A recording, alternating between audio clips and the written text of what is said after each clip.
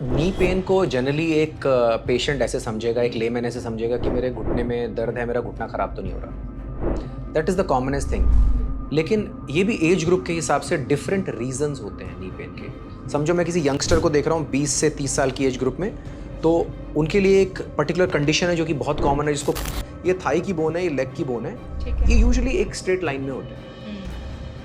Scientifically थोड़ा इसको simplify कर रहा हूँ, पर अगर कुछ लोगों का घुटना से टेढ़ा हो जाता है, एक तरफ की तरफ झुकाव। आपने कभी बो लेग्स देखा होगा, जो कई लोगों की ऐसे सी शेप की बोन हो जाती है, और कई लोगों को नॉक नीज हो जाता है जो बो लेग्स का रिवर्स है, जिसमें नी अंदर एक दूसरे को टच कर रहे होते हैं। सो अगर ऐसी कोई प्रॉब्लम है और हम उसको निग्लेक्ट कर रहे हैं, हमें पता ही नहीं है कि हमें बो लेग्स है, और हमें नी में पेन होता है हर रोज, फिर हम शाम को आते हैं, थोड़ा रेस्ट करते हैं, बेटर हो जाता है, 3-4 महीने में पेन किलर खाना पड़ रहा है, फिर लगता है रेगुलर पेन किलर खाना पड़ रहा है। So these are the people. Bone का क्रैक होना और फ्रैक्चर होना, इसमें कोई बहुत ज़्यादा डिफरेंस मेडिकली हमारे लिए नहीं होता।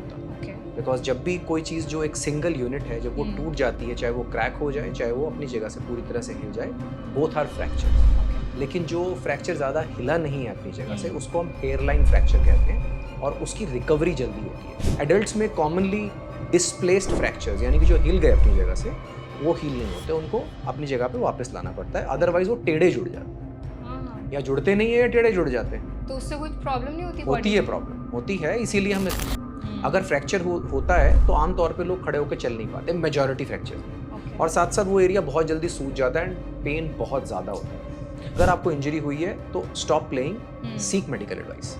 नंबर 2, अगर आप ऐसी जगह पे हो, समझो रोड ट्रैफिक एक्सीडेंट हुआ है, देन जो भी हमें कोई सपोर्ट हमें मिल सके, जिसको स्प्लिंट कहते हैं। स्प्लिंट मतलब अगर फ्रैक्चर हो गया और आपको सामने दिख रहा है कि टांग की हड्डी टूट गई है, और वो मोस्टली नी रिप्लेसमेंट सर्जरी में कम से कम एक लिगामेंट कट होता है, और दूसरी नी रिप्लेसमेंट में 2 लिगामेंट्स कट होते हैं। उनके लॉन्ग टर्म रिजल्ट्स में कोई अंतर नहीं है, लेकिन पार्शियल नी रिप्लेसमेंट में एक भी लिगामेंट कट नहीं होता। समझो किसी की सर्जरी मैंने सुबह करी तो उनको दोपहर को चला देंगे, दोपहर को करी तो शाम को चला देंगे, और अगर हम शाम तक भी सर्जरी कर रहे हैं तो अगले दिन सुबह चला देंगे। ठीक है, ऐसा हम ऐसा हम मैनुअल में भी कर पाते हैं, बट रोबोट वाले पेशेंट थोड़ा सा ज़्यादा पेन फ्री होते हैं, ज़्यादा कॉन्फिडेंट होते हैं, ज़्यादा अच्छा चल पाते हैं। ये हमारा हिप जॉइंट है, इसको हम बॉल एंड सॉकेट जॉइंट कहते हैं, यानी कि एक बॉल है जो कि एक सॉकेट में मूव कर रही है। लेकिन अगर ये बॉल मेरी खराब हो जाए तो ये राउंड नहीं रहती, ये कोलैप्स हो जाती है, श्रिंक हो जाती है, सिकुड़ने लगती है। और वो क्यों होता है, आपने अभी पूछा। यहाँ से हमारे इस बॉल के अंदर एक ब्लड फ्लो चलता है, खून का दौरा चलता है। अगर वो किसी भी प्रॉब्लम की वजह से ब्लॉक हो जाए तो जहाँ पर ब्लड फ्लो नहीं होगा वो हिस्सा डेड हो जाता है।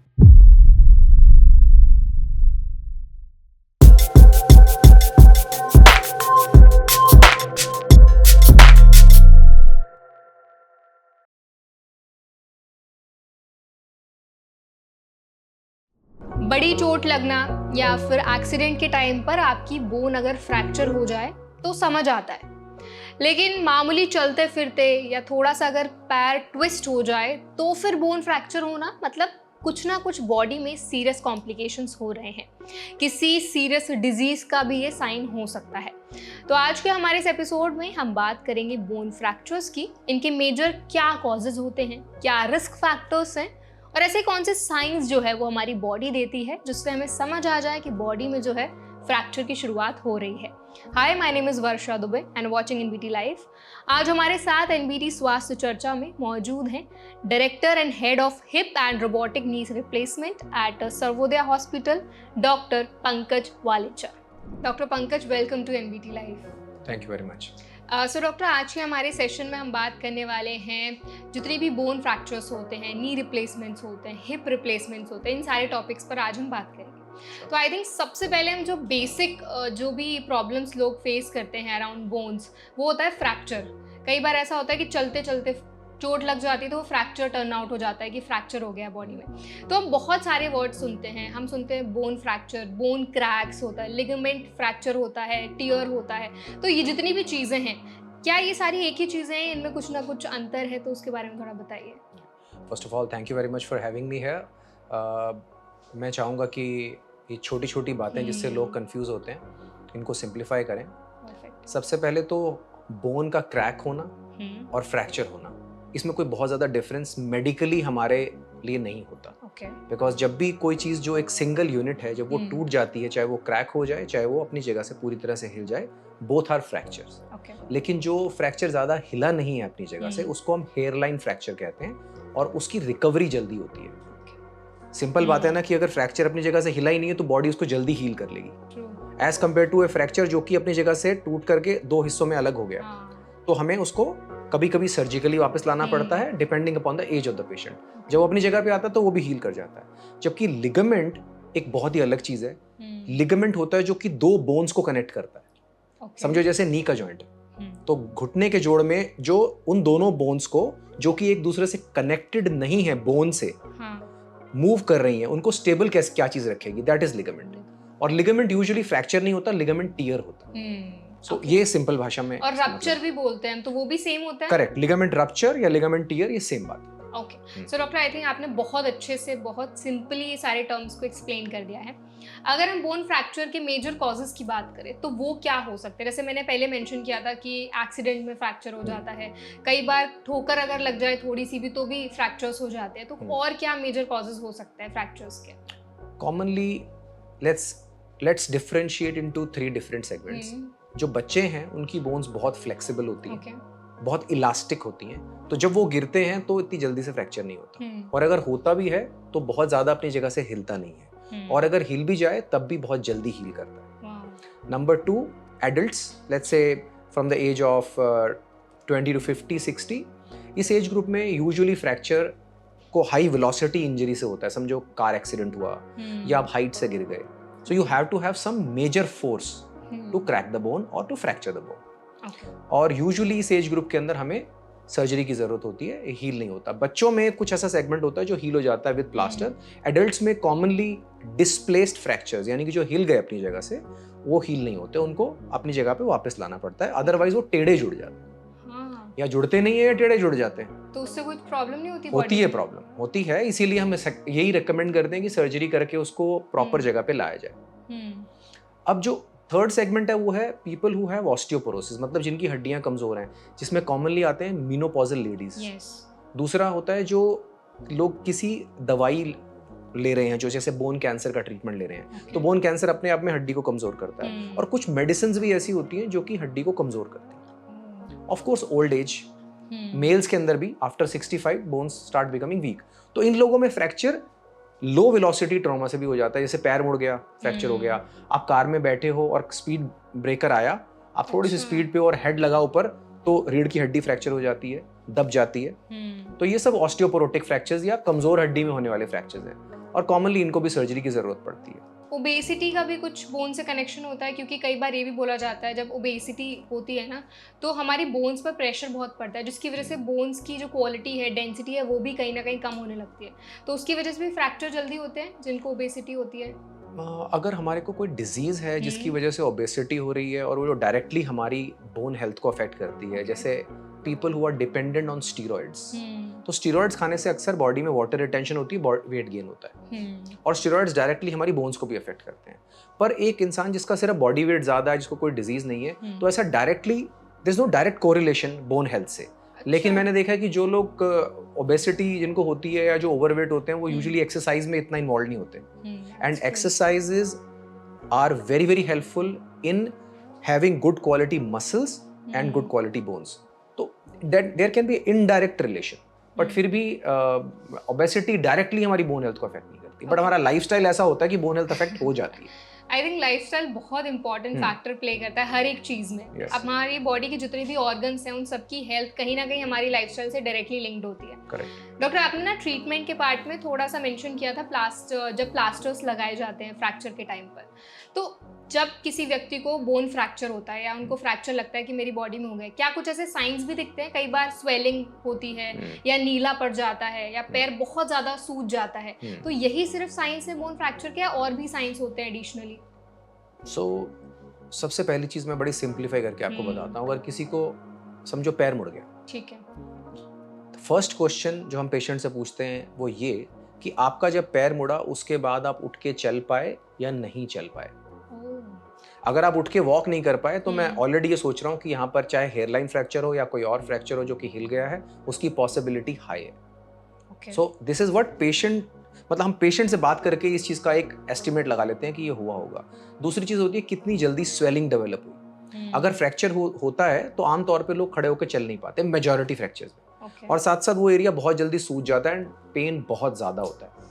हमारी बोन के बाहर एक लेयर होती है जिसको पेरिओस्टियम कहा जाता है, ये मेडिकल भाषा में इसको पेरिओस्टियम बोलते हैं। वो बहुत ही पेन सेंसिटिव होता है।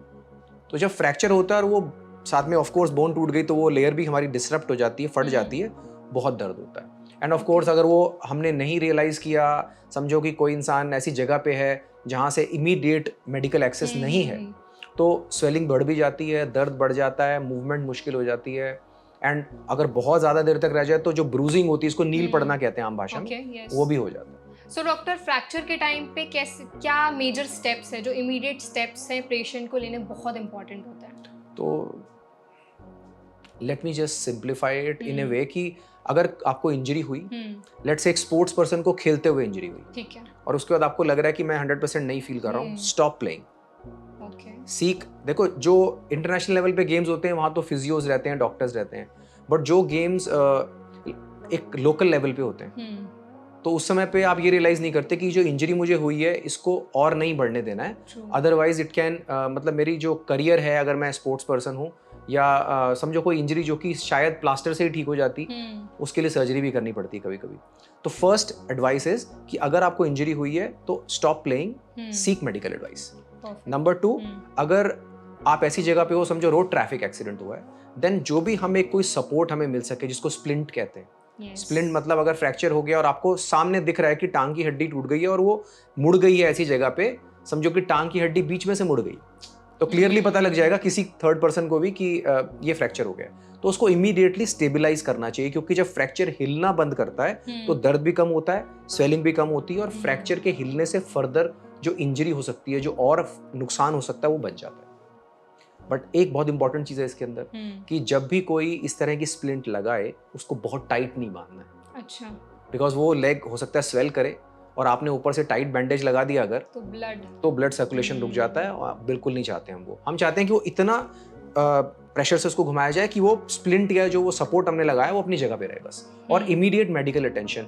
एक और इम्पॉर्टेंट बात, लेग को ऊपर करके रखना चाहिए। समझो लेग में इंजरी हुई, हाथ में इंजरी हुई तो हाथ को ऊपर करके, बिकॉज ग्रेविटी से अगर मेरा पैर नीचे लटका हुआ तो सूज जाएगा, पर अगर ऊंचा है तो स्वेलिंग मेरी ड्रेन करती है, जल्दी से यस ऑपोजिट हो जाएगा। Okay, so I think doctor ये बहुत इंपॉर्टेंट स्टेप्स आपने मेंशन किए हैं, और जो हमारी ऑडियंस है उनको भी ये पता है कि अगर कुछ उनको फ्रैक्चर जैसा कभी भी लाइफ टाइम पे होता है तो उनको क्या स्टेप्स लेने हैं।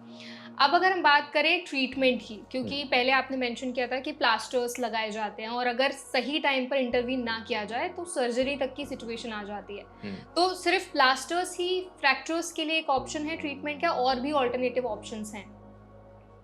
तो अगर हम कुछ साल पहले की बात करें तो बहुत सारे फ्रैक्चर प्लास्टर से ही ट्रीट होते थे, बट जैसा कि आप जानते हैं मेडिकल साइंस हमेशा इवॉल्व होती रहती है, और हम आज की डेट में ये जो ट्रीटमेंट्स हैं, सर्जिकल ट्रीटमेंट्स हैं, बहुत एडवांस्ड हो गए हैं, मिनिमली इन्वेजिव हो गए हैं। तो मेजॉरिटी पेशेंट्स को, एडल्ट्स को, और आई थिंक 50% बच्चों को भी सर्जिकल ट्रीटमेंट ऑफर किया जाता है, बिकॉज सबसे पहले तो ट्रीटमेंट बहुत एडवांस हो चुका है।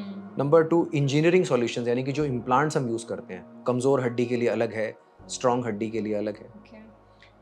नंबर 3, मोस्टली फ्रैक्चर्स में जब हम सर्जरी कर देते हैं तो प्लास्टर की ज़रूरत नहीं होती है सर्जरी के बाद। ऑल्दो ये डिपेंड करता है किस तरह का फ्रैक्चर है, बट प्लास्टर की अगर ज़रूरत ना हो तो पेशेंट्स अपने नी को जल्दी मूव कर सकते हैं। हम सब इस बात को समझते हैं कि अगर प्लास्टर लगा हुआ है तो उसको संभालना, अंदर इचिंग होना, उसका वेट, उसके वजह से आप नहा नहीं सकते हो, बहुत सारी चीज़ें होती हैं, प्लास्टर को संभालना होता है कि गीला नहीं हो।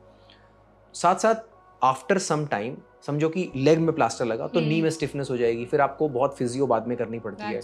तो हमारा ऑब्जेक्टिव ये होता है कि पेशेंट को जल्दी से जल्दी रिटर्न टू वर्क कैसे करा सकते हैं, and that's where surgery comes in.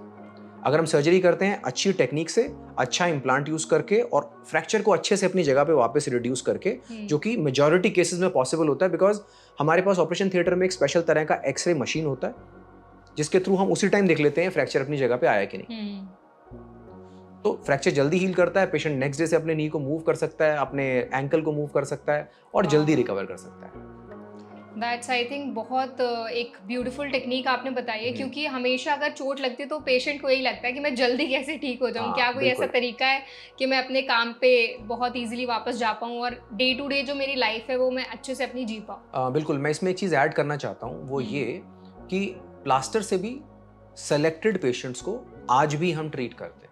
Okay. In fact मेरे पास आज ही ओपीडी में एक पेशेंट आए थे जिनको एंकल की इंजरी थी और मैंने उनको बोला ये प्लास्टर से ठीक हो जाएगा, क्योंकि वो हिला नहीं था अपनी जगह से बहुत ज़्यादा। अच्छा। और स्पेशली चिल्ड्रन, बच्चों को तो हम काफ़ी बार प्लास्टर से ट्रीट करते हैं। तो ऐसा नहीं है कि हम ये नहीं कह रहे कि प्लास्टर तो आउटडेटेड ट्रीटमेंट है। सिर्फ एक एक्सपर्ट को ये डिसाइड करना चाहिए कि आपको प्लास्टर से फ़ायदा हो जाएगा, उससे ठीक हो जाओगे, या आपको सर्जरी करके जल्दी ठीक हो जाओगे। हमारी इंटेंशन ये होती है कि पेशेंट बेनिफिट कैसे हो, पेशेंट रिटर्न टू वर्क जल्दी से जल्दी कैसे करें। ओके। सो डॉक्टर, आजकल ना जिस हिसाब की हमारी लाइफस्टाइल हो गई है और सेडेंट्री लाइफस्टाइल बहुत ज़्यादा हो गई है, कहीं ना कहीं नी के जो इश्यूज है वो बहुत ज़्यादा बढ़ रहे हैं। कई जो नी पेन है वो इतना ज़्यादा होने लग जाता है कि वो ठीक ही नहीं होता है। फिर लोगों को समझ नहीं आता है कि एट लास्ट सोल्यूशन क्या है। तेल का इस्तेमाल करते हैं, बहुत सारे मेडिकेशंस चलते हैं, लेकिन सालों सालों तक नी पेन जो है वो ठीक नहीं हो पाता। तो अगर हम नी पेन के ट्रीटमेंट की बात करें, क्योंकि आई थिंक जो ऑडियंस है उनको सिर्फ सोल्यूशन के बारे में बात करनी होती है, तो नी पेन के क्या क्या ट्रीटमेंट हो सकते हैं? अगर नी पेन नहीं जा रहा है, बहुत ट्रीटमेंट करवा लिया, सालों सालों ट्रीटमेंट चल गया, तो फिर क्या ऑप्शंस अवेलेबल हैं? तो नी पेन को जनरली एक पेशेंट ऐसे समझेगा, एक लेमैन ऐसे समझेगा कि मेरे घुटने में दर्द है, मेरा घुटना खराब तो नहीं हो रहा। That is the commonest thing. लेकिन ये भी एज ग्रुप के हिसाब से डिफरेंट रीजंस होते हैं नी पेन के। समझो मैं किसी यंगस्टर को देख रहा हूँ 20 से 30 साल की एज ग्रुप में, तो उनके लिए एक पर्टिकुलर कंडीशन है जो कि बहुत कॉमन है, जिसको कॉन्ड्रोमलेशिया कहते हैं। कॉन्ड्रोमलेशिया। कॉन्ड्रोमलेशिया, ये Okay. बहुत ही एक हैवी टर्म लग रही होगी आपको सुनने में, Yes. लेकिन कॉन्ड्रोमलेशिया का मतलब है जो हमारे जोड़ के अंदर ल्यूब्रिकेशन करने के लिए, स्मूथ मूवमेंट करने के लिए एक गद्दी होती है जिसको Okay. कार्टिलेज कहा जाता Yes. है। सो कार्टिलेज हमारी बोन के एंड्स पे होता है। जैसे घुटने का जोड़ है तो जो थाई की बोन है उसके एंड पे, और जो लेग की बोन है उसके अपर एंड पे ये कार्टिलेज की एक लेयर होती है जो कि स्मूथ पेन फ्री मूवमेंट्स देती है। अगर वो लेयर कमजोर हो जाए, दैट्स कॉल्ड कॉन्ड्रोमलेशिया। कॉन्ड्रो मतलब कार्टिलेज, मलेशिया मतलब वीक। ओके। तो ये वीक कार्टिलेज जो हो जाता है उसकी वजह से दर्द होता है। इसका मतलब ये नहीं कि उनको आर्थराइटिस है। Okay. And I see a lot of youngsters जिनको कि जनरली वो अपने ऑफिस में ही होते हैं, सनलाइट एक्सपोजर बहुत नहीं होता है। Many times people are working in different time zones. मेरे कई पेशेंट ऐसे हैं जो बोलते हैं कि मैं यूएस की किसी फर्म के लिए काम करता हूँ और रात को मैं जग रहा होता हूँ, दिन में सो रहा होता हूँ। तो उनकी बोन क्वालिटी और कार्टिलेज की क्वालिटी दोनों वीक हो जाती है। तो तब क्या रहेगा, दर्द नहीं होता, बट एक दुखन बोलते हैं ना इसको, मीठा मीठा सा दर्द सारे टाइम ही रहता है। आपको लगता है ज्यादा खड़े नहीं होने का मन कर रहा, ज्यादा चलने का मन नहीं कर रहा, सीढ़ी है तो लिफ्ट ले लूं। That's classical sign of chondromalacia. ऐसे पेशेंट में जब हम एक्सरे करते हैं बिल्कुल नॉर्मल आता है। अच्छा। सो ये वो पेशेंट्स हैं जिनको अगर हम एक्सरसाइजेस दे दें, लाइफस्टाइल मॉडिफिकेशन दे दें, सनलाइट एक्सपोजर दे दें, विटामिन डी दे दें और एक कार्टिलेज सप्लीमेंट दे दें, बढ़िया एकदम रिकवर कर जाते हैं। सेकेंड सेगमेंट है स्पेसिफिकली मिडिल एज्ड पीपल, और उसमें भी middle age women in a metro city like Delhi, for that matter Bangalore, Mumbai, जहाँ पे लोग मेट्रो लेते हैं। There are lot of ladies between the age of 30 to 50 जो कि जिनको फॉर्मली ड्रेस होना होता है, और जो लोग मेट्रो से ट्रैवल करते हैं बिकॉज टाइम लगता है अदरवाइज, और हील्स पहनते हैं। सो आप ट्रैवल कर रहे हो, मेट्रो से इसलिए कर रहे हो टाइम बचाना है बिकॉज ट्रैफिक है otherwise, and then usually metro station जरूरी नहीं है कि आपके ऑफिस के बहुत पास हो, चलना पड़ता है, then you have to walk some distance with the heels. I know lot of patients of mine जो कि 2 अपने शूज कैरी करते हैं, कि एक तो वॉकिंग के लिए एंड देन ऑफिस जाके चेंज। सो जब ऐसी एज ग्रुप में पेन होता है, it is essential to get an x ray done and to figure out कि उनके नी के अंदर कोई टेढ़ापन तो नहीं है। जैसे ये नी का मॉडल है, ये हालांकि नी रिप्लेसमेंट का मॉडल है, but just to make you understand, ये थाई की बोन है, ये लेग की बोन है, ये यूजुअली एक स्ट्रेट लाइन में होते हैं। साइंटिफिकली थोड़ा इसको सिंप्लीफाई कर रहा हूं मैं, पर अगर कुछ लोगों का घुटना से टेढ़ा हो जाता है, एक तरफ की तरफ झुकाव, आपने कभी बो लेग्स देखा होगा, जो कई लोगों की ऐसे सी शेप की बोन हो जाती है, और कई लोगों को नॉक नीज हो जाता है जो बो लेग्स का रिवर्स है, जिसमें नी अंदर एक दूसरे को टच कर रहे होते हैं चलते। सो अगर ऐसी कोई प्रॉब्लम है और हम उसको निग्लेक्ट कर रहे हैं, हमें पता ही नहीं है कि हमें बो लेग्स है, और हमें नी में पेन होता है हर रोज, फिर हम शाम को आते हैं, थोड़ा रेस्ट करते हैं, बेटर हो जाता है, 3-4 महीने में पेन किलर खाना पड़ रहा है, फिर लगता है रेगुलर पेन किलर खाना पड़ रहा है। So these are the people, मैं इस प्रोग्राम के जरिए आपको बताना चाहूंगा, you should go and see a doctor immediately.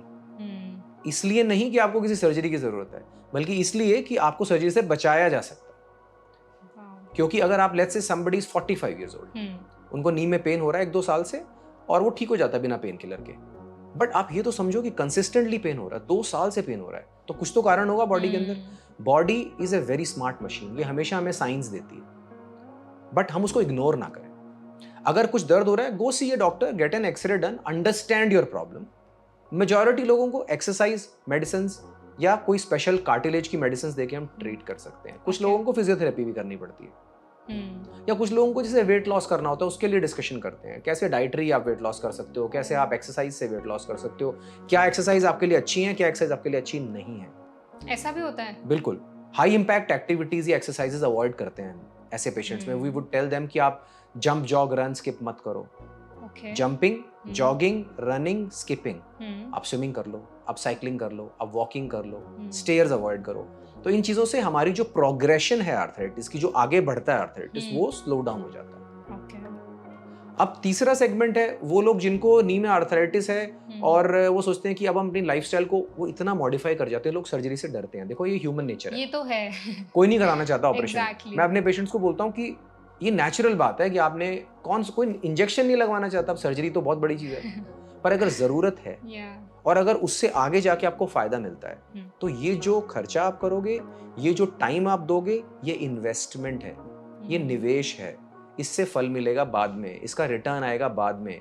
ऐसा नहीं है कि आज हम आंख बंद कर ले तो प्रॉब्लम नहीं जा रही कहीं पर। तो इसीलिए अगर आपको लेट्स से 50, 60, 70 की एज ग्रुप में हो, एंड फॉर दोज पीपल जो कि मिडिल एज और सुन रहे हैं इस प्रोग्राम को, अगर आपके पेरेंट्स इस एज ग्रुप में हैं और वो कहते हैं कि नहीं मैं नीचे वॉक करने नहीं जाऊंगी, मेरे को मन नहीं करता, एक्चुअली उनको पेन होता है। Exactly. और वो अवॉइड करते हैं नीचे जाना। उनको एक एक्सरे करना चाहिए और अकॉर्डिंगली, अगर उस एज ग्रुप में भी मेडिसिन से लोग ठीक होते हैं, पर काफी लोगों को सर्जरी की जरूरत होती है, जिसको कि हम टोटल नी रिप्लेसमेंट या पार्शियल नी रिप्लेसमेंट कहते हैं। सो डॉक्टर, जैसे अभी आपने मेंशन किया कि सर्जरी की नीड होती है और आपने 2 नाम लिए कि टोटल नी रिप्लेसमेंट सर्जरी और पार्शियल नी रिप्लेसमेंट सर्जरी, तो इन दोनों के बारे में थोड़ा बताइए, कब कराए जाते हैं और कौन से ऐसे लोग हैं जिनके लिए ज़्यादा सूटेबल होते हैं? Correct, very good question. So basically एक layman, somebody who is not a doctor, वो नी जॉइंट को समझते हैं कि एक जोड़ है ये। Yes, correct. लेकिन जब हम डॉक्टर्स देखते हैं नी को, तो हम उसको 3 हिस्सों में देखते हैं। अच्छा, कैसे? ऐसे कि जैसे एक नी का मॉडल है, तो हमारे नी के अंदर एक हिस्सा होता है, घुटना 3 कंपार्टमेंट से बनता है। ओके। एक्चुअली मेडिकल भाषा में इसको हम ट्राई कंपार्टमेंटल। तो हम अगर तीनों खराब हो जाए तो हम बोलते हैं ट्राई कंपार्टमेंटल आर्थराइटिस हो गया। ओके। लेकिन जब एक ही जॉइंट खराब होता है, जैसे कि 3 कैसे हुआ, एक घुटने के अंदर की तरफ, एक घुटने के बाहर की तरफ, ठीक है, और तीसरा हमारे नी की कैप जो होती है।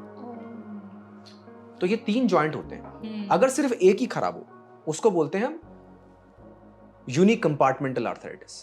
ठीक है, यानी कि एक ही कंपार्टमेंट खराब हुआ और उसके अंदर हम करते हैं partial knee replacement. Okay. Partial knee replacement में क्या होता है, जैसे कि इस मॉडल में आप देख रहे हो, ये साइड नेचुरली प्रोटेक्टेड है, कुछ नहीं किया इसको हमने, सिर्फ अंदर की साइड को हमने चेंज किया है। ये फ्रंट का लुक है और ये बैक साइड का लुक है। ओके। तो जब किसी का सिर्फ एक ही साइड खराब हुआ, हम उसी को जब चेंज करते हैं, तो सर्जिकल इंटरवेंशन कम होती है, ये सर्जरी मिनिमली इन्वेजिव होती है, छोटे कट से होती है, रिकवरी जल्दी होती है, और एक नेचुरल नी की फीलिंग आती है, क्योंकि 2/3 नी को तो हमने टच भी नहीं किया। As I told you, 3 compartments हैं, हमने एक ही को टच किया, तो 2/3 of your knee is natural, बिल्कुल उसमें कुछ बदलाव नहीं है। और एक और स्पेशल बात है इसके अंदर एक भी लिगामेंट कट नहीं होता नी का। तो सर्जरी कैसे होती है फिर? सर्जरी में स्किन में हम एक कट लेते हैं छोटा, और उसके थ्रू डायरेक्टली जो हिस्सा खराब है, जो कंपार्टमेंट खराब है, सिर्फ उसी को ही हम देखते हैं सर्जरी में। बाहर के कंपार्टमेंट को सिर्फ एक बार चेक करते हैं कि वो तो खराब नहीं हो गया, जो कि एक्सरे में लग रहा था कि नहीं खराब है, बट अंदर भी हम उसको डबल चेक करते हैं, क्योंकि इस सर्जरी के सक्सेसफुल होने के लिए बाहर के कंपार्टमेंट का और नी कैप वाले कंपार्टमेंट का नॉर्मल होना जरूरी है। उसके लिए कुछ स्पेशल एक्सरेज भी किए जाते हैं और इसीलिए एक स्पेशलिस्ट के पास जाना जरूरी है। और दूसरी सर्जरी जो टोटल नी रिप्लेसमेंट जिसको कहते हैं, उसके अंदर 2 तरह की नी रिप्लेसमेंट होती है, पर मैं सिंप्लीफाई करता हूं आपके लिए। मोस्टली नी रिप्लेसमेंट सर्जरी में कम से कम एक लिगामेंट कट होता है, और दूसरी नी रिप्लेसमेंट में 2 लिगामेंट्स कट होते हैं। उनके लॉन्ग टर्म रिजल्ट्स में कोई अंतर नहीं है। लेकिन पार्शियल नी रिप्लेसमेंट में एक भी लिगामेंट कट नहीं होता। ओके। मेरे पेशेंट 4 हफ्ते पे ओपन जिम में एक्सरसाइज कर रहे होते हैं पार्शियल नी रिप्लेसमेंट के बाद। अच्छा। हाँ, और टोटल रिप्लेसमेंट का पेशेंट भी बहुत अच्छा रिकवर करता है, प्रोवाइडेड उसको एक अच्छी अप्रोच से किया जाए और उसके इम्प्लांट को एक प्रिसाइसली एक अच्छी पोजीशन में फिट किया जाए, जहां से हम ये एक्सपेक्ट करें कि ये इस पेशेंट की शेप के, बोन के शेप के हिसाब से, इस पेशेंट की रिक्वायरमेंट के हिसाब से ये इम्प्लांट परफेक्ट पोजीशन में जाके बैठा है, एक्यूरेटली प्लेस किया गया है। ओके।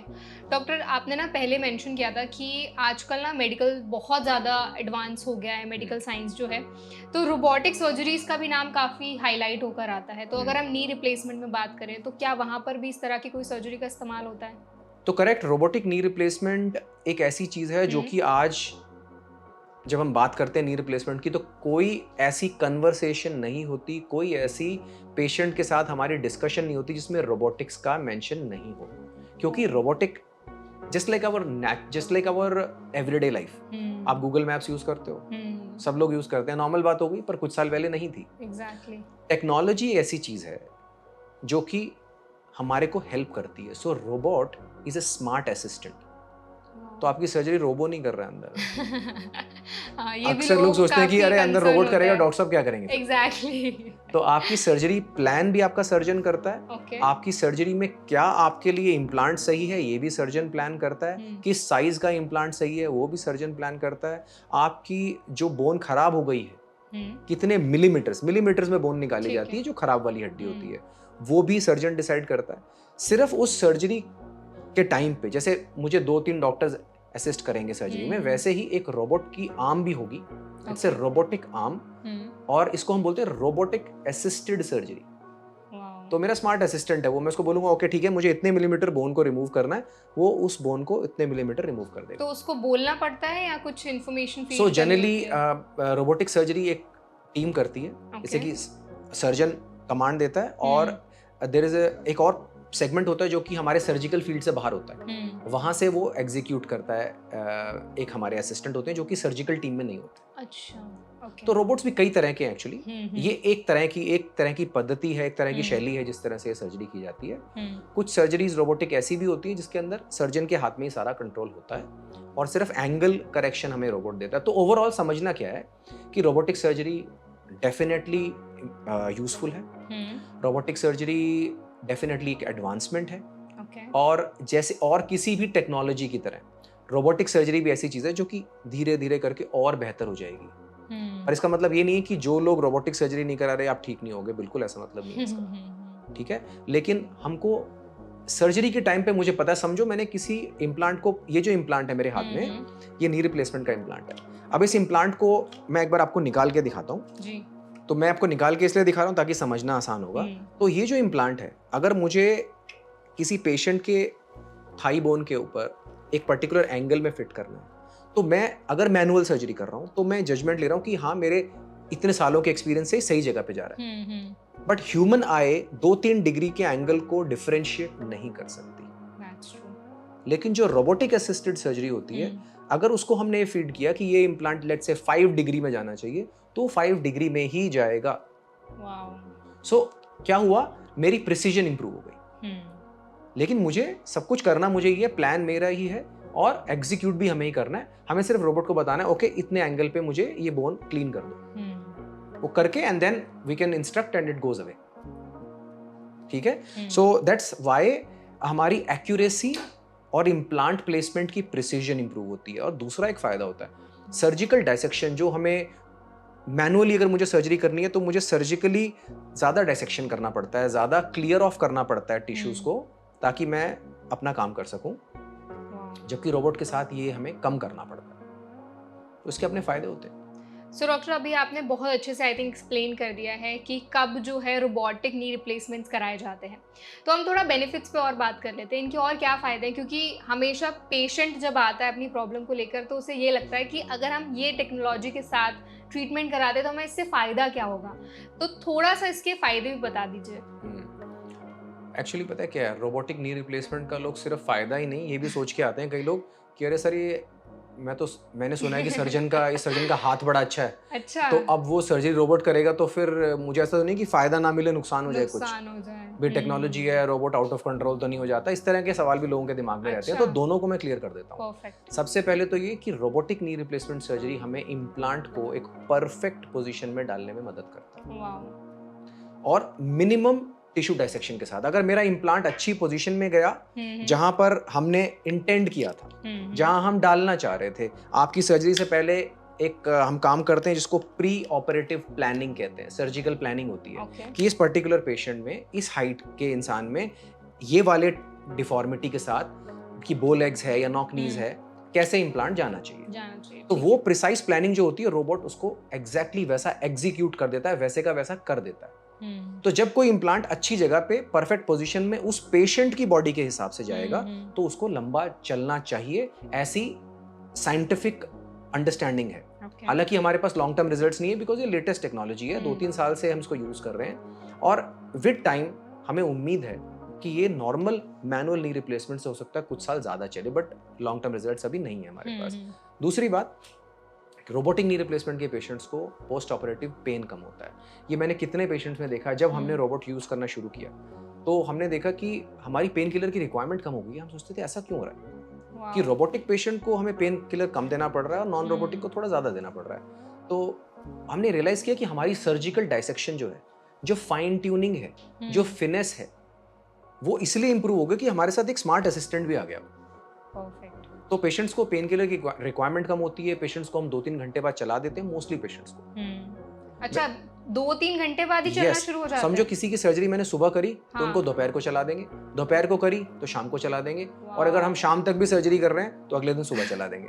ठीक है, ऐसा बहुत अमेजिंग है। हाँ, ऐसा हम मैनुअल में भी कर पाते हैं, बट रोबोट वाले पेशेंट थोड़ा सा ज्यादा पेन फ्री होते हैं, ज्यादा कॉन्फिडेंट होते हैं, ज्यादा अच्छा चल पाते हैं। तो इसमें डॉक्टर खर्चा कितना आता है approx? Generally it can very, मतलब अलग अलग हो सकता है, अलग अलग शहर के हिसाब से, अलग अलग हॉस्पिटल के हिसाब से, बट फिर भी एक एवरेज खर्चा हम ले तो एक साइड का नी रिप्लेसमेंट अगर रोबोटिक किया जाए तो उसमें करीबन 40 से 50 हज़ार रुपए का खर्चा एक्स्ट्रा ऐड हो जाता है। Okay, perfect. सो डॉक्टर, ये तो हमने कवर कर लिया नी रिप्लेसमेंट को, बहुत अच्छे से आपने हर एक टेक्नोलॉजी को भी एक्सप्लेन किया, क्या क्या एडवांसमेंट हुए ट्रीटमेंट पे, उन पे भी हमने बात की। अब एक टर्म जो बहुत ज़्यादा सुनने में आता है वो है हिप रिप्लेसमेंट। तो सबसे पहले तो जो ऑडियंस है उसको आप ये बता दीजिए कि हिप रिप्लेसमेंट्स कब कराए जाते हैं, किन किन कंडीशंस में कराए जाते हैं? पहले तो ये समझ लेते हैं कि हिप रिप्लेसमेंट का नंबर हमारे इंडिया के अंदर या इंडियन सब कॉन्टिनेंट के अंदर उतना ज्यादा नहीं है जितना नी रिप्लेसमेंट का है। और जानते हैं ऐसा क्यों है? क्योंकि नी आर्थराइटिस के पेशेंट्स बहुत ज्यादा हैं एज कंपेयर टू वो लोग जिनको हिप इतना खराब हो गया कि रिप्लेसमेंट करना पड़े। नी रिप्लेसमेंट होता है नी आर्थराइटिस के लिए, सिवियर नी आर्थराइटिस के लिए, एडवांस नी आर्थराइटिस के लिए, जिसमें जनरली वो लोग होते हैं जो 60 एंड अबव होते हैं। 50 एंड 60 के बीच में भी होता है कुछ लोगों का। आज ही मैंने ओपीडी में एक 53 ईयर ओल्ड को एडवाइस किया क्योंकि नी खराब था। तो जब हम नी रिप्लेसमेंट के बारे में बात कर रहे हैं तो नी आर्थराइटिस हमारे इंडियन पॉपुलेशन में कहीं ज़्यादा होता है, जबकि हिप आर्थराइटिस या हिप का खराब होना वेस्टर्न पॉपुलेशन के अंदर कहीं ज़्यादा होता है। उसका क्या रीज़न हो सकता है? ये एक समझ लीजिए कि किसी भी एक पर्टिकुलर रेस में या किसी एक पर्टिकुलर एथनिसिटी में या एक पर्टिकुलर जो एक एरिया है उस रीजन की कुछ प्रॉब्लम्स होती हैं जो ज़्यादा होती हैं। अच्छा, हाँ, तो हमारे लाइफस्टाइल जो कि हज़ारों सालों से चलता आ रहा है, हमारे बॉडी की कुछ ऐसी टेंडेंसी हो गई है कि नी आर्थराइटिस थोड़ा ज़्यादा होता है हमारे भाग में, दुनिया के इस हिस्से में। तो दूसरा क्या हो रहा है कि लोगों की एज बढ़ती जा रही है क्योंकि मेडिकल फैसिलिटीज़ अब काफ़ी लोगों को उपलब्ध रहती हैं। तो ओवरऑल जो लाइफ एक्सपेक्टेंसी है, यानी कि एक इंसान कितने साल तक जिंदा रहेगा, अगर उसको हम औसत निकाल दें, एवरेज निकाल दें, तो वो बढ़ती जा रही है इंडिया के अंदर। इसलिए भी है कि भारत एक बहुत तेज़ गति से आगे बढ़ने वाला विकासशील देश है। हाँ, हम विकसित तो नहीं बोलते पर विकासशील तो हैं, काफ़ी अच्छे से बढ़ रहे हैं आगे। तो उससे मेडिकल फैसिलिटीज़ भी अच्छी हैं, लोगों की अवेयरनेस भी अच्छी है, लोग हेल्थ कॉन्शियस हैं और सब सही रहना चाहते हैं। तो फिर भी नी आर्थराइटिस के पेशेंट ऐसे होते हैं जो सारा कुछ ध्यान रखने के बाद भी हो जाता है। ठीक है, जबकि हिप आर्थराइटिस एक सबसे कॉमन प्रॉब्लम जो कि लोगों की अवेयरनेस में काफ़ी ज़्यादा आ गई कोविड के बाद, उसको हम एवास्कुलर नेक्रोसिस कहते हैं या शॉर्ट में AVN कहते हैं। ये होता है कि हमारा जो हिप का बॉल है, जैसे कि मैं आपको हिप का एक मॉडल दिखाता हूँ। ये हमारा हिप जॉइंट है, इसको हम बॉल एंड सॉकेट जॉइंट कहते हैं। ओके। यानी कि एक बॉल है जो कि एक सॉकेट में मूव कर रही है। लेकिन अगर ये बॉल मेरी खराब हो जाए तो ये राउंड नहीं रहती, ये कोलैप्स हो जाती है, श्रिंक हो जाती है, सिकुड़ने लगती है। और वो क्यों होता है आपने अभी पूछा। यहाँ से हमारे इस बॉल के अंदर एक ब्लड फ्लो चलता है, खून का दौरा चलता है। अगर वो किसी भी प्रॉब्लम की वजह से ब्लॉक हो जाए तो जहां पर ब्लड फ्लो नहीं होगा वो हिस्सा डेड हो जाता है। Exactly. अगर किसी की उंगली में खून का दौरा बंद हो जाए तो ब्लैक हो जाएगी वो। तो ब्लैक मतलब जो हम उसको मेडिकल भाषा में नेक्रोसिस बोलते हैं कि कोई चीज खून का दौरा बंद होने से खत्म हो गई, डेड हो गई, दैट इज नेक्रोसिस। और वैस्कुलर जो शब्द है वो यूज होता है ब्लड फ्लो के लिए। और ए वैस्कुलर हुआ मतलब जहां ब्लड फ्लो नहीं है। तो avascular necrosis of head of the femur, मतलब इस पार्ट को हम हेड ऑफ द फीमर कहते हैं। तो इस हिस्से में ब्लड फ्लो बंद हुआ, ए वैस्कुलर, उसकी वजह से बोन डेड हुई, दैट इज नेक्रोसिस। और कहां पर हुई?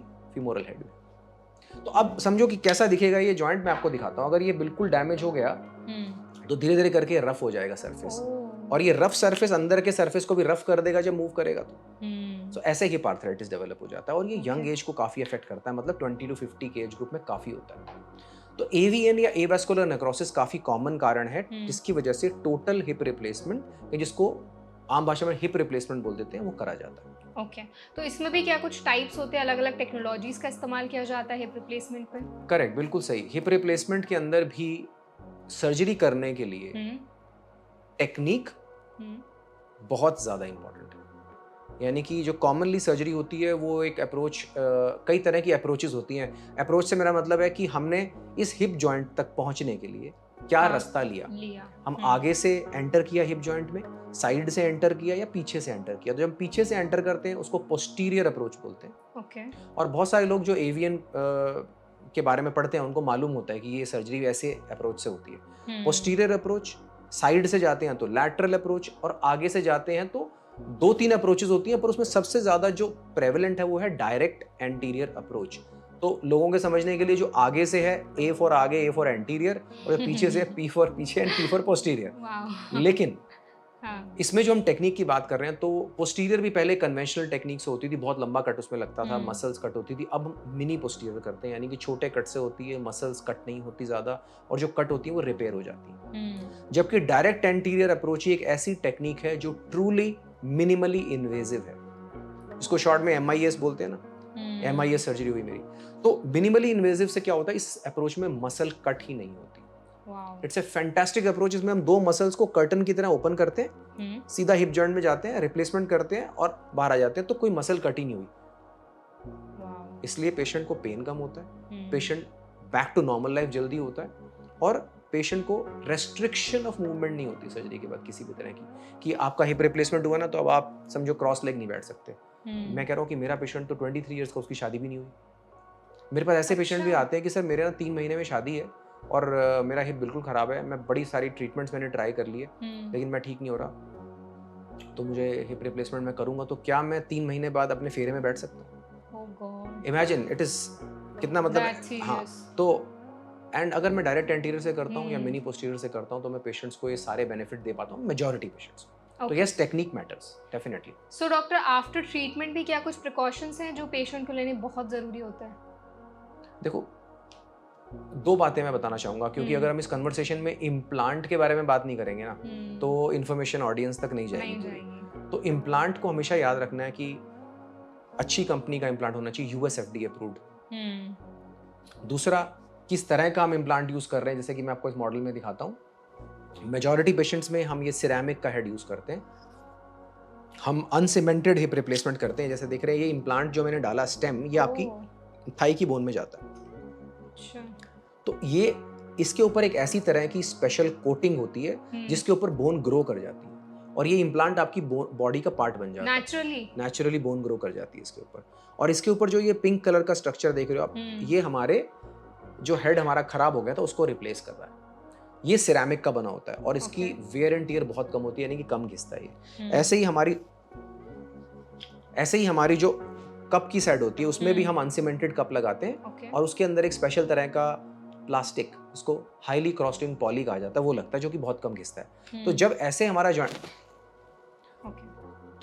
जॉइंट बनता है, इस जॉइंट को जब आप मूव करेंगे, अब रफ सरफेसेस नहीं है अंदर तो दर्द नहीं होगा, इसीलिए जब मूव करेगा तो आर्टिफिशियल चीजें घिस सकती है, इसीलिए ऐसा इम्प्लांट डलवाना जरूरी है जो कि टॉप कंपनी से बनाया गया हो, जो कि बहुत सालों से ये काम कर रहे हैं, जिनके इम्प्लांट्स यूएस एफडीए अप्रूव्ड है। दूसरा, ऐसे मटेरियल का बना होना चाहिए जिसकी प्रॉपर्टी ऐसी है कि वो जल्दी से घिसता नहीं है, जैसे कि ceramic on highly crossed poly. Preferably uncemented parts use होने चाहिए, जैसा मैंने बताया, जिन पे बोन ग्रो कर जाती है। और साथ ही साथ प्रिकॉशंस की जहां तक बात है, अगर अच्छी टेक्निक से अच्छा इम्प्लांट आपकी बॉडी में अच्छी पोजीशन में डाला गया तो अच्छा रिजल्ट आएगा ही आएगा। और मेजॉरिटी पेशेंट्स को हम जमीन पे क्रॉस लेग बैठना, या कभी इमरजेंसी हो गई तो जैसे इंडियन टॉयलेट पोजीशन होती है वो यूज करना, साइकिलिंग करना, स्विमिंग करना, स्टेयर चढ़ना उतरना, कार चलाना, बाइक चलाना, या अपनी मैरिड लाइफ में एक नॉर्मल लाइफ को एंजॉय करना, ये सब चीजें अलाउ कर पाते हैं मेजॉरिटी पेशेंट्स को। प्लीज अंडरस्टैंड, हर पेशेंट अलग होता है, हर पेशेंट की प्रॉब्लम अलग होती है, उसकी सिवियरिटी अलग होती है, और उसके हिसाब से हमारी इंस्ट्रक्शंस भी अलग हो सकती हैं। ये जो मैं इन्फॉर्मेशन दे रहा हूँ ये मेजॉरिटी पेशेंट्स को अप्लाई होती है, एवीएन के पेशेंट्स को, और या फिर किसी और वजह से आर्थराइटिस हुआ हो तो, पर ये केस टू केस बेसिस पे चेंज हो सकती है, and you should discuss this with your doctor. लेकिन इस प्रोग्राम के जरिए what I am trying to tell you कि ये बहुत ही पावरफुल सर्जरी है, एंड इस सर्जरी के जरिए आपका पेन जो है खत्म हो जाता है और पावर जो है वो वापस आ जाती है। So it turns pain into power.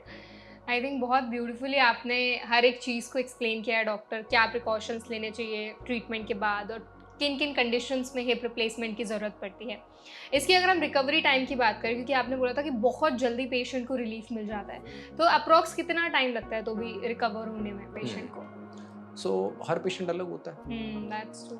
कोई पेशेंट ऐसा होगा जिसका बॉडी वेट ज़्यादा होगा, कोई बहुत लीन होगा, कोई पेशेंट बहुत मोटिवेटेड होगा कि मुझे जल्दी ठीक होना है, कोई पेशेंट बोलेगा डॉक्टर साहब क्या जल्दी है, हो जाएंगे ठीक, रेस्ट कर लेंगे थोड़े दिन, ठीक है। तो हर पेशेंट की रिक्वायरमेंट, हर पेशेंट की ऑक्यूपेशन, हर पेशेंट की एक्सपेक्टेशंस, डिजायर्स, फैंटेसीज अलग अलग होती हैं, तो उसके हिसाब से रिकवरी होती है। लेकिन फिर भी एक एवरेज नंबर अगर हम ले लें तो generally I have seen my patients कि वो जो लोग काम करते हैं मल्टीनेशनल्स में, वो अगले ही दिन बैठ के, कोई पेशेंट अगर महाराष्ट्र से मेरे पास आया तो अगले दिन सुबह में बैठ के अपनी टिकट बुक कर रहा होता है, एयर टिकट खुद ही। अरे वाह। आई हैव सीन पेशेंट जो अगले दिन जूम कॉल पे होते हैं अपने ऑफिस में। तो जो लोग ऑफिसेज में काम करते हैं वो वर्क फ्रॉम होम तो पहले वीक में भी रिज्यूम कर लेते हैं अगर आप मोटिवेटेड हो तो, नहीं तो 2 हफ्ते में तो ऑलमोस्ट नियरली सब कर लेते हैं। जो लोग फील्ड जॉब करते हैं, जिनको बाइक में, कार में ड्राइव करके अपने ऑफिस जाना है, उनको कभी कभी 4 से 6 हफ्ते का टाइम लगता है। तो रिकवरी का बट एक एवरेज नंबर ले लें तो 3 हफ्ते में आपको ये पता होता है भाई मेरा एवीएन का या मेरा हिप आर्थराइटिस का दर्द तो गया। वो तो पेशेंट को उसी दिन पता होता है जिस दिन सर्जरी होती है कि मुझे वो पेन नहीं हो रहा। अच्छा। सर्जिकल पेन कम इसलिए हो जाता है क्योंकि हम मसल को कट नहीं कर रहे। Exactly. So after treatment also क्या कुछ मेडिकेशंस चलती हैं पेशेंट की, या मेडिकेशंस बिल्कुल बंद हो जाती है? नहीं, ऐसा नहीं है। हर सर्जिकल पेशेंट को कुछ दिन के लिए हम एंटीबायोटिक्स देते हैं, थोड़ा सा पेन मैनेजमेंट भी करते हैं। हालांकि पेन कम होता है बट पेन तो आप फील करते हो, और पेन एक ऐसी चीज है बड़ी सब्जेक्टिव है। कोई इंसान ज्यादा फील करता है, कोई कम फील करता है। और तो स्वेलिंग कम करने की दवाई, एंटीबायोटिक्स जिसको आम भाषा में लोग कहते हैं जख्म सुखाने की दवाई, ये सब चीजें होती हैं तो वो तो दी जाती है, बट बहुत ही शॉर्ट इंटरवल होता है। अगर किसी की हड्डी कमजोर है तो उसको हम कैल्शियम, विटामिन D3 भी देते हैं। अगर मान लो किसी को दूसरी तरफ एवीएन है, एक साइड की हमने सर्जरी करी है तो दूसरे साइड का एवीएन आगे ना बढ़े, उसके लिए भी ट्रीटमेंट देते हैं। पर इन सब बातों को समझने के बाद एक चीज जरूर मैं कहना चाहूंगा आपके ऑडियंस को कि कोई भी मूवमेंट करने से पहले या कोई भी चीज अपने लाइफ में अप्लाई करने से पहले अपने सर्जन से जरूर बात करनी है, बिकॉज आपके सर्जन को आपकी प्रॉब्लम के बारे में सबसे ज्यादा डिटेल में पता है। कौन सी टेक्निक, कौन सा अप्रोच, क्या प्रॉब्लम था, तो उनकी इंस्ट्रक्शन मान के चलना है। ये प्रोग्राम आपकी नॉलेज बढ़ाने के लिए, ये नॉलेज शेयरिंग प्लेटफॉर्म है, ये पर्सनल प्रेस्क्रिप्शन या एडवाइस नहीं है। आई थिंक डॉक्टर, हमने सेशन में बहुत सारे चीज़ों पर बात की। हमने पहले बोन फ्रैक्चर्स पे बात की, फिर हमने नी रिप्लेसमेंट्स पे बात की, हिप रिप्लेसमेंट्स पे बात की। तो काफ़ी ज़्यादा इन्फॉर्मेशन पैक्ड ये सेशन रहा है और बहुत ज़्यादा इंसाइटफुल रहा है। एट लास्ट मैं चाहूँगी, हम जब बोन्स की बात करते हैं, क्योंकि आपने बहुत through out the session mention किया कि हमारी लाइफस्टाइल कुछ ऐसी हो गई कि बोन की जो प्रॉब्लम्स हैं वो बहुत अर्ली स्टेज में ही लाइफ में एंटर कर जा रही हैं, चाहे वो बहुत यंग बच्चा हो या अडल्ट्स हों या एजड लोग हों, बट हर एक एज ग्रुप के जो लोग हैं वो बोन की प्रॉब्लम से कहीं ना कहीं जूझ रहे हैं। तो क्या कोई आप ऐसी टिप्स हमारी ऑडियंस के साथ शेयर करना चाहेंगे, चाहे वो डाइटरी टिप्स हों, एक्सरसाइज से रिलेटेड हों या सप्लीमेंट से रिलेटेड हों, जो लोग अपनी अगर लाइफस्टाइल में इम्प्लीमेंट करते हैं तो उनकी बोन हेल्थ काफ़ी इंप्रूव होती है, वो एक हेल्दी लाइफस्टाइल जी पाएंगे और जितनी भी डिजीज़ हैं या जितनी भी प्रॉब्लम्स हैं बोन से रिलेटेड उनसे कहीं ना कहीं खुद को बचा पाएंगे?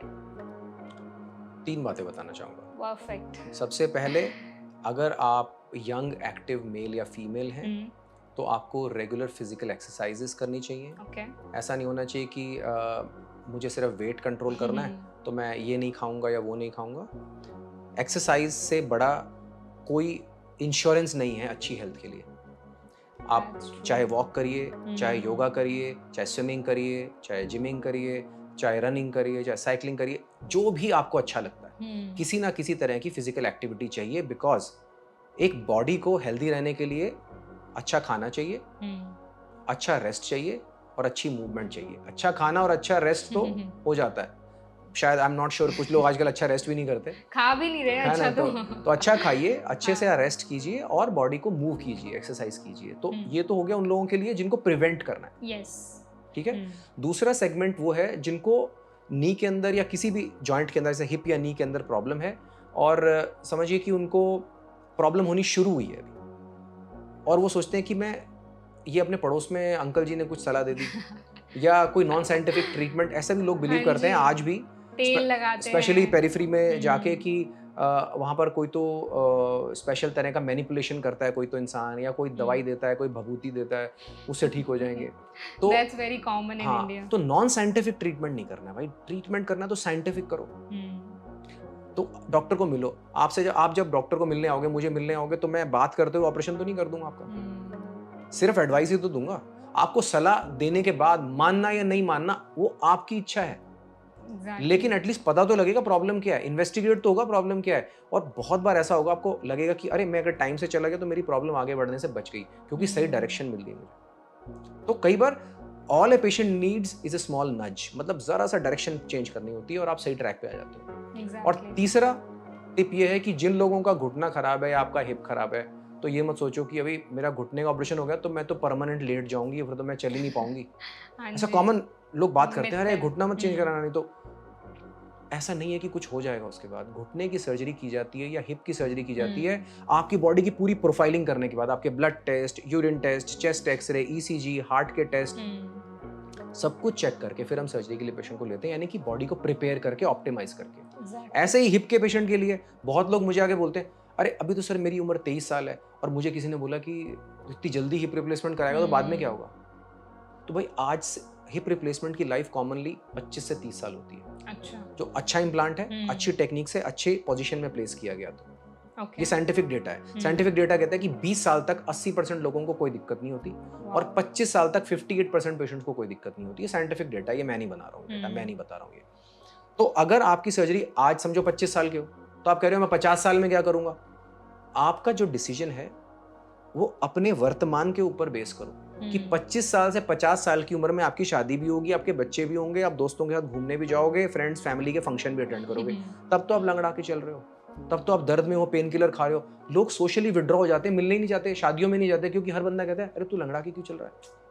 तो सर्जरी करो, बेस्ट इम्प्लांट लेके करो, और 25 साल बाद जब भी कभी दोबारा जरूरत पड़ेगी तो रिवीजन हिप रिप्लेसमेंट सर्जरी या नी रिप्लेसमेंट सर्जरी, यानी कि जो दूसरी बार की जाती है, वो भी एक कामयाब ऑपरेशन। आई थिंक डॉक्टर जितनी भी टिप्स आपने शेयर किए वो बहुत ज़्यादा हेल्पफुल रहने वाले हैं हमारी ऑडियंस के साथ, और आपने हर एक इम्पॉर्टेंट पॉइंट पर हाईलाइट किया है कि किस तरह से लोग मिस्टेक्स करते हैं कॉमन, और क्या क्या चीज़ें जिनको अवॉइड करनी बहुत ज़रूरी है। Thank you so much doctor for joining us, and I hope जो भी इन्फॉर्मेशन आज आपने हमारी ऑडियंस के साथ शेयर की है वो उनको काफ़ी हेल्पफुल लगी होगी। ये सेशन बहुत ज़्यादा इन्फॉर्मेशन पैक्ड रहा है, और thank you so much for joining us. Thank you very much for having me. Thank you. I hope आपके ऑडियंस को इससे फ़ायदा मिले। Thank you very much. I hope आज का सेशन आपको हेल्पफुल लगा होगा। अगर सेशन आपको पसंद आया हो तो वीडियो को लाइक करें। कोई सवाल आप हमसे पूछना चाहते हैं तो कमेंट सेक्शन में ज़रूर बताएं, और ऐसे और भी हेल्थ पॉडकास्ट देखने के लिए हमारे चैनल NBT लाइव को सब्सक्राइब करना ना भूलें।